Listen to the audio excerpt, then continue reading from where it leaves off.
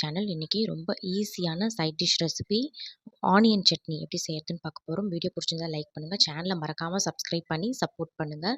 இந்த வெங்காய சட்னிக்கு இது எல்லாமே தான் தேவையான இன்க்ரீடியன்ட். இப்போ வாங்க எப்படி செய்யறதுன்னு பார்க்கலாம். ஃபஸ்ட்டு ஒரு பாத்திரத்தில் தண்ணி சூடு பண்ணி அதில் 4 காஞ்ச மிளகாவை போட்டு நல்லா இந்த மாதிரி கொதிக்க விடுங்க. இப்போ ஒரு மிக்ஸி ஜாரில் பெரிய வெங்காயம், சின்ன வெங்காயம், பூண்டு, கொதிக்க வச்ச காஞ்ச மிளகாய், புளி, உப்பு, காஷ்மீரி மிளகாத்தூள் இது எல்லாத்தையும் சேர்த்து நல்லா இந்த பதத்துக்கு அரைச்சி எடுத்துக்கோங்க. நல்லா பேஸ்ட்டாக அரைச்சிக்கோங்க.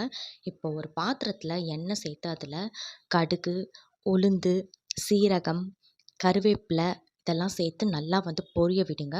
எல்லாம் பொரிஞ்சதும் இதில் நம்ம அரைச்சி வச்ச சட்னியை இது கூட சேர்த்துக்கோங்க.